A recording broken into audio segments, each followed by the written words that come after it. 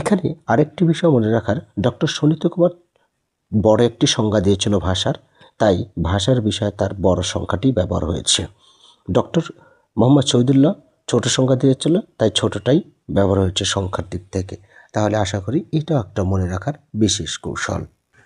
আসসালামু আলাইকুম সুপ্রিয় সপ্তম শ্রেণীর শিক্ষার্থী বন্ধুরা, অনেক অনেক প্রীতি ও শুভেচ্ছা গোল্ডেন বাংলা 26 এর পক্ষ থেকে। আজকে তুলে ধরছি তোমাদের বাংলা ব্যাকরণ ও নির্মিতি এই বইয়ের প্রথম পাঠ, ভাষা সম্পর্কে আলোচনা। আশা করছি মনোযোগ দিয়ে যদি শোনো তাহলে অবশ্যই শুনে শুনে পাঠ্যপুস্তক আয়ত্ত করার একটি অসাধারণ কৌশল হিসেবেই তোমাদের মাঝে এটা উপস্থিত হবে। এবং শেষ পর্যায়ে তোমাদেরকে যাচাই করার জন্য 3টি প্রশ্ন থাকবে, যে প্রশ্নগুলো অবশ্যই কমন ভিত্তিক পরীক্ষায় আসার মতো, বহু নির্বাচনী প্রশ্ন সহ কমন ভিত্তিক কিছু প্রশ্ন। তাহলে কথা না বলে শুরু করছি আজকের ক্লাসটি। লেটস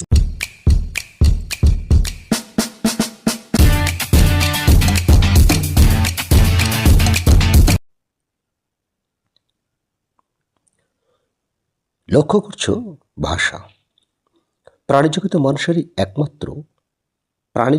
মানুষ একমাত্র প্রাণী যার রয়েছে সৃজন ক্ষমতা, অর্থাৎ সৃষ্টি করার ক্ষমতা, তাই না?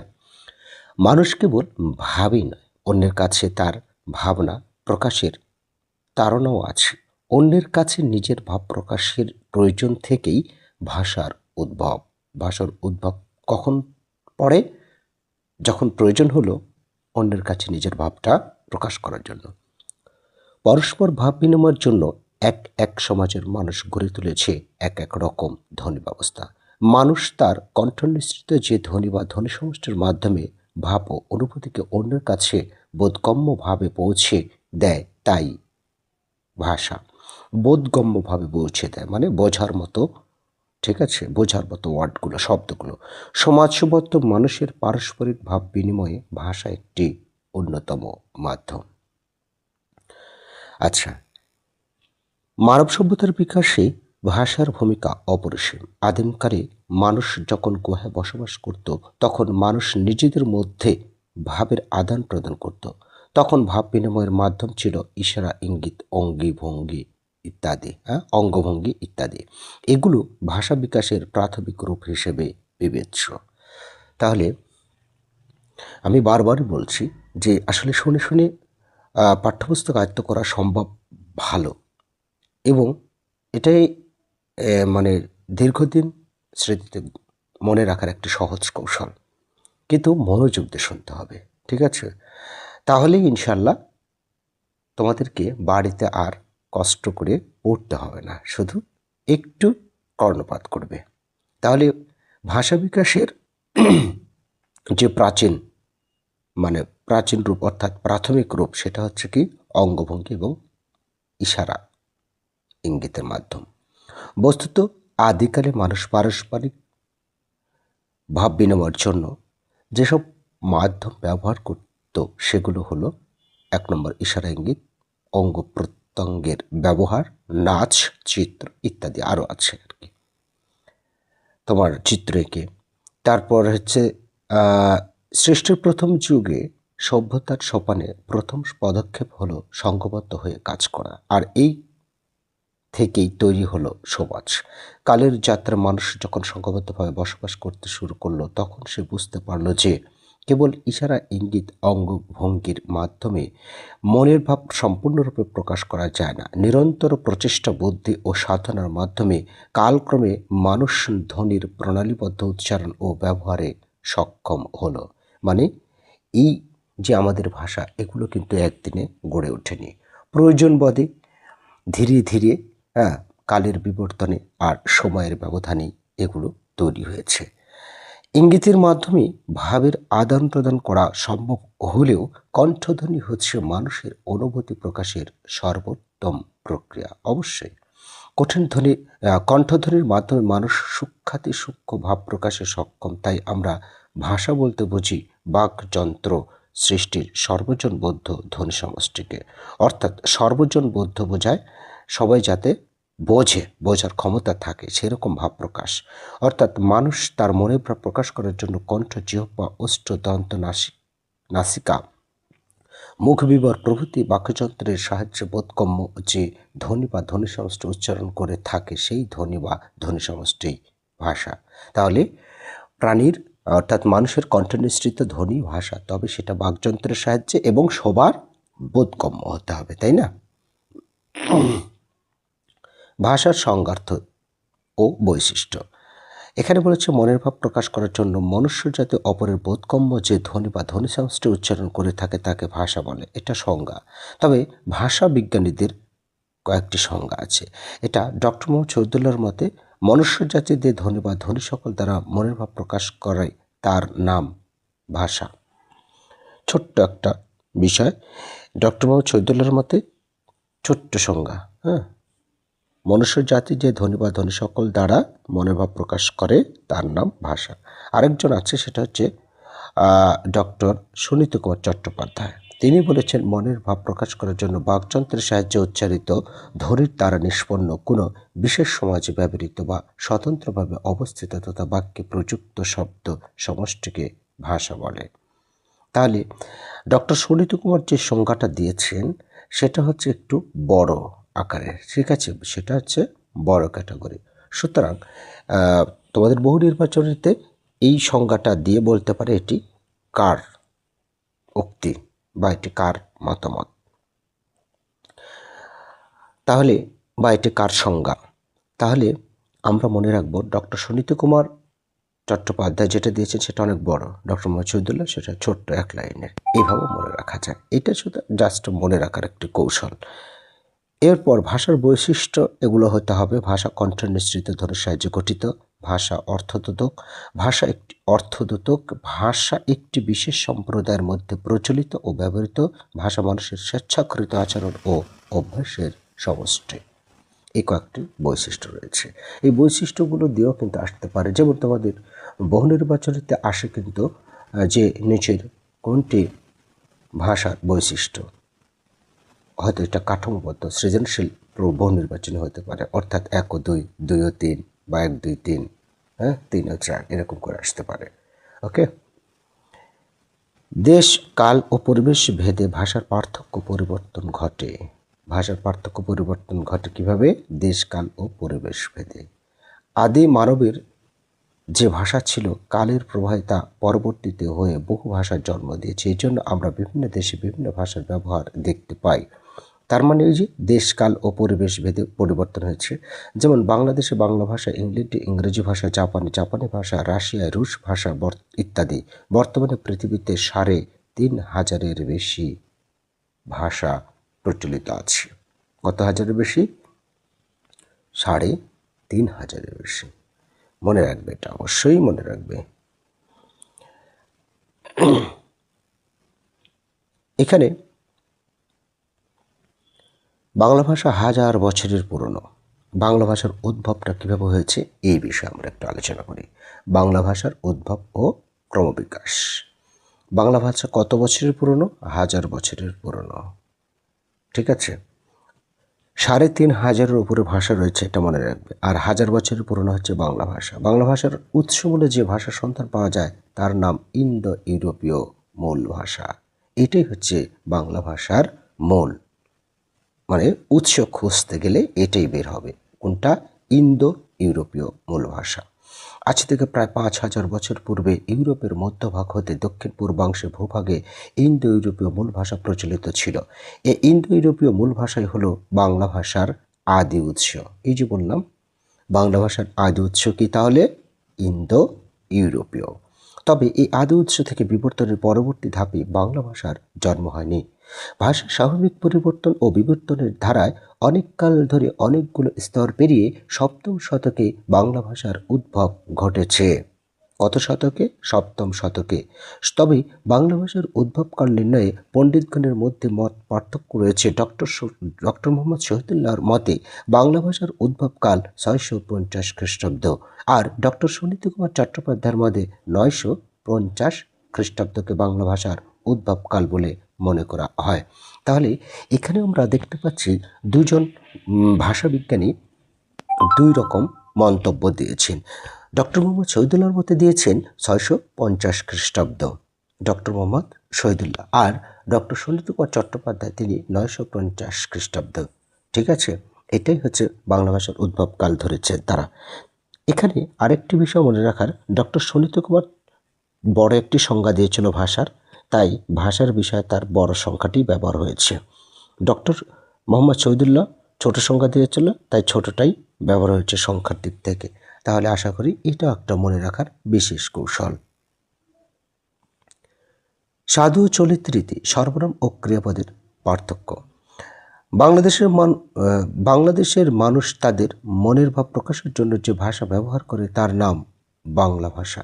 বাংলাদেশের বাইরে ভারতের পশ্চিমবঙ্গ এবং ঝাড়খণ্ড, বিহার, উড়িষ্যা, ত্রিপুরা, আসামের করিমগঞ্জ, কাছাড়ের অধিবাসীদের একটি অংশের মাতৃভাষা বাংলা। বস্তুত দেশ ও জাতের ধর্ম নির্বিশেষে বাঙালি জনসমাজে ব্যবহৃত শব্দ নিয়ে বাংলা ভাষা গঠিত। বাংলা ভাষা প্রায় 1500 বছরের পুরনো। কত হাজার বছরের পুরনো? 1500 বছরের পুরনো, এটাও মনে রাখবে। দীর্ঘদিন ধরে ব্যবহারের ফলে বাংলা ভাষা বিভিন্ন রূপের সৃষ্টি হয়েছে। উল্লেখ্য, পৃথিবীর সব ভাষাতেই দুটো রূপ দেখা যায়, অবশ্যই লিখিত রূপ আর কথ্য রূপ, তাই না? যাই হোক, এখানে আরেকটা যে বাংলা ভাষা 1000 বছরের পুরনো এখানে বলেছিল, আর এখানে এসে আরেকটা জিনিস পাচ্ছি 1500 বছরের পুরনো। ঠিক আছে, আচ্ছা। লেখার ভাষা, অন্যটি মুখের ভাষা। একটা লেখার ভাষা, অন্যটি মুখের ভাষা, দুটি রূপ। এটা তো অবশ্যই। ভাষারীতির দিক থেকে বাংলা ভাষার দুটি রূপ ও রীতি লক্ষ্য করা যায়, একটি সাধু ভাষা, অপরটি চলিত ভাষা। এই সাধু ভাষা আর চলিত ভাষার বিষয়ে আমরা বৈশিষ্ট্য পড়লে সব কিছু জানতে পারবো। এখানে একটা বিষয় লিখে দিই আমি। এই যে এখানে দেখতে পাচ্ছ 1800 খ্রিস্টাব্দে কলকাতায় প্রতিষ্ঠিত ফোর্ট উইলিয়াম কলেজকে কেন্দ্র করে গদ্য চর্চা শুরু হয়। গদ্য চর্চা কখন শুরু হয়? ফোর্ট উইলিয়াম কলেজকে কেন্দ্র করে 1800 সালে। আসলে এই ফোর্ট উইলিয়াম কলেজ 1800 সালে প্রতিষ্ঠিত হয়। ঠিক আছে, আর সেদিনকার গদ্য লেখকগণ গদ্য রচনা করতে গিয়ে মূলত নির্ভর করলেন সাধুজনের মধ্যে ব্যবহৃত সংস্কৃত ভাষার উপর। এভাবে 19 শতকে বাংলা গদ্যের লিখিত রূপ গড়ে ওঠে, তার নাম দেওয়া হয় সাধু ভাষা। ঠিক আছে, তার মানে ফোর্ট উইলিয়াম কলেজে যে গদ্যের চর্চা করা হতো সেখানে কিন্তু সাধু ভাষাই ছিল। সাধু ভাষা সম্পর্কে ভাষাচার্য সুনীত কুমার চট্টোপাধ্যায় লিখেছেন যে সাধু ভাষা সমগ্র বঙ্গদেশের সম্পত্তি, এর চর্চা সর্বত্র প্রচলিত থাকাতে বাঙালির পক্ষে ইহাতে লেখা সহজ হইয়াছে। তারপরে বস্তুত বাংলা গদ্যের প্রাথমিক পর্যায়ে মৃত্যুঞ্জয় বিদ্যালঙ্কার, রাজা রামমোহন রায়, ঈশ্বরচন্দ্র বিদ্যাসাগর, অক্ষয় কুমার দত্ত প্রমুখ পণ্ডিত সংস্কৃত ভাষার অনুসরণে তৎসম শব্দ বহুল যে সাহিত্যিক গদ্যরীতি গড়ে তোলেন তাই সাধু ভাষা হিসেবে স্বীকৃত। এবার আসো চলিত ভাষা। হ্যাঁ, চলিত ভাষা তো একেবারে আমাদের প্রাণের ভাষা, তাই না? যাক, চলিত ভাষা এখানে আরেকটা বিষয় দেওয়া আছে যে কোনো একটি প্রধান ভাষার আওতাভুক্ত সমগ্র ভূখণ্ডের বিভিন্ন অঞ্চলে বিভিন্ন কথ্যরূপ বা মৌখিক ভাষা ব্যবহৃত হয়। মুখের ভাষাকে লিখিত ভাষায় ব্যবহার করার উদ্দেশ্যে চলিত ভাষার প্রচলন হয়, তবে সবার মুখের ভাষাই চলিত ভাষা নয়, কারণ মুখের ভাষা অঞ্চলভেদে পরিবর্তন হয়। তাই নির্দিষ্ট অঞ্চলে একটি নির্দিষ্ট এলাকার শিক্ষিত ও শ্রেষ্ঠজনের মৌখিক ভাষাকে মান চলিত ভাষা হিসেবে স্বীকৃতি দেওয়া হয়। উল্লেখ্য, ভাগীরথী নদীর তীরবর্তী এলাকা, কোন নদী? ভাগীরথী তীরবর্তী এলাকা ও কলকাতার ভদ্র ও শিক্ষিত সমাজে ব্যবহৃত মৌখিক ভাষাটিকে অল্প বিস্তর পরিমার্জন করে একটি সর্বজনবোধ্য আদর্শ কথ্য ভাষা গড়ে তোলা হয়। এটাই হলো বাংলার আদর্শ চলিত ভাষা। তাহলে আমরা সর্বজনবোধ্য মানে সবাই যাতে বোঝে, এইরকম ভাবে ভাষা গড়ে তোলা হয় কোথায়? ভাগীরথী নদীর তীরবর্তী এলাকায়। আর কলকাতার যে ভদ্র এবং শিক্ষিত সমাজ ছিল সেখানের যে ভাষা ব্যবহার করা হতো সেই ভাষার কিছু মানে পরিমার্জন করে অল্প বিস্তর মানে কিছু বাদ দিয়ে কিছু অ্যাড করে যোগ করে একটা রূপ দেওয়া হয় বা গড়ে তোলা একটা ভাষা, আর সেটাই হচ্ছে আদর্শ চলিত ভাষা। ওকে, আচ্ছা, এর পরবর্তীতে আমরা মূলত যে ভাষারীতিতে ক্রিয়াপদ ও সর্বনাম পদ সংক্ষিপ্ত আকারে ব্যবহৃত হয় তাকে চলিত ভাষা বলে। তার মানে চলিত ভাষায় এসে আমরা দুটো জিনিস পাবো, সেটা হচ্ছে ক্রিয়াপদ আর সর্বনাম পদের সংক্ষিপ্ত রূপ। সাধু এবং চলিতের মূল পার্থক্যই কিন্তু এটা। আমি আবারও বলছি, সাধু এবং চলিতের মূল পার্থক্য কিন্তু ক্রিয়াপদ এবং সর্বনাম। অর্থাৎ যেমন করিয়াছি, এটা দীর্ঘই রূপ, বানানটাও কিন্তু বড়। দেখো করিয়াছি, এখানে আমি বুঝিয়ে দিই একটু, করিয়াছি। তাহলে আর এই করিয়াছি যেমন দীর্ঘায়িত রূপ, আর করেছি সংক্ষিপ্ত রূপ। তাই এই দীর্ঘরূপ হচ্ছে সাধু আর শর্টকাট হচ্ছে করেছি। ঠিক আছে, এইরকম। যেমন আমরা বলি না তাহাকে, আর সর্বনামটা কি, ওটা তো ক্রিয়া গেল। আর সর্বনাম যেমন আমরা বলি তাহাকে, এটাও কিন্তু দেখো দীর্ঘায়িত রূপ, আর এর চলিত রূপ হবে তাকে। তার মানে কি, ক্রিয়া এবং সর্বনাম পদের সংক্ষিপ্ত রূপ হবে চলিত ভাষায়। এটা মনে রাখবো আমরা। ঠিক আছে,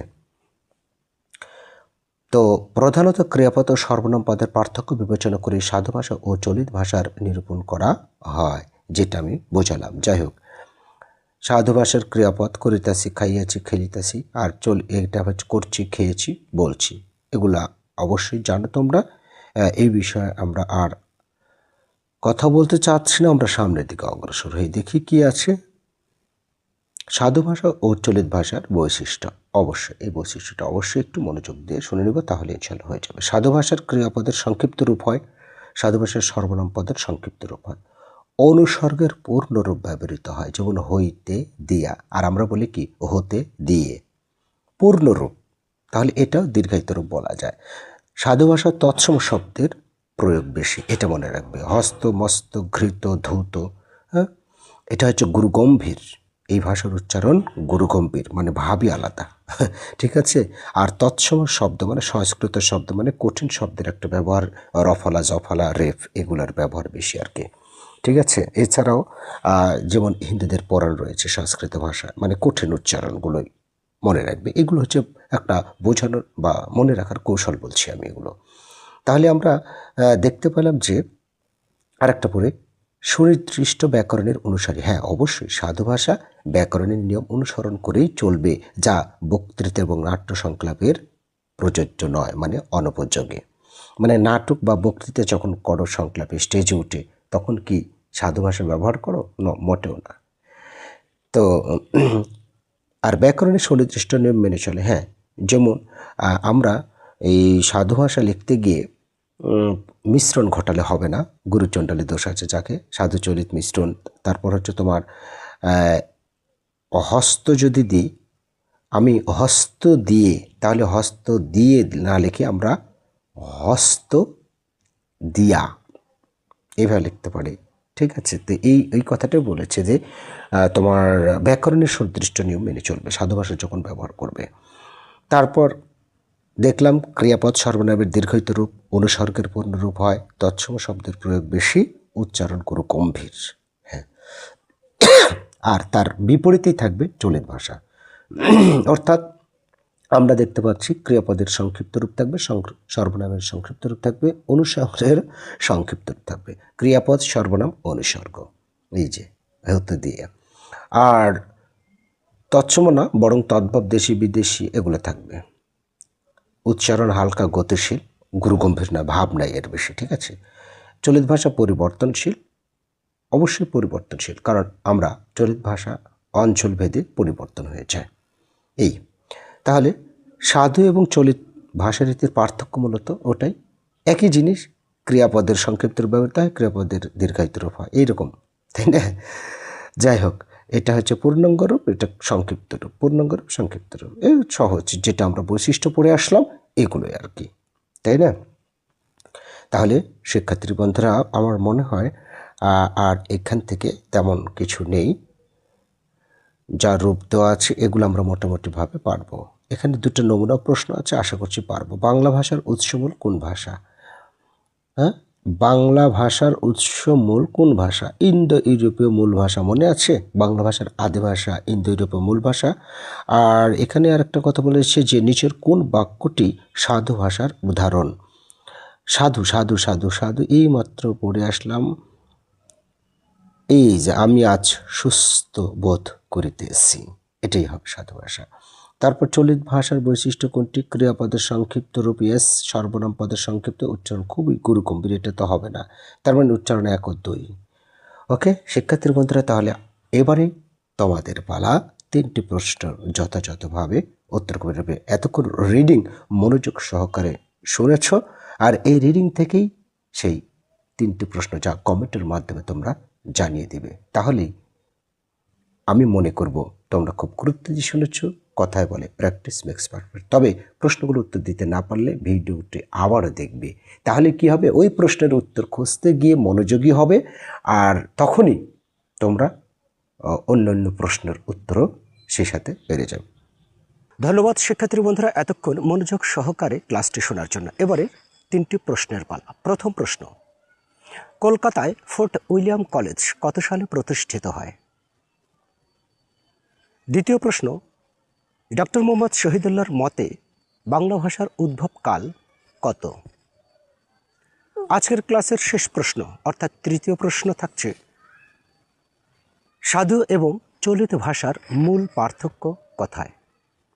আশা করছি 3টি প্রশ্নের উত্তর তোমরা যথাযথভাবে কমেন্টের মাধ্যমে জানিয়ে দেবে, আর এটাকেই বলে প্র্যাকটিস মেক্স পারফেক্ট।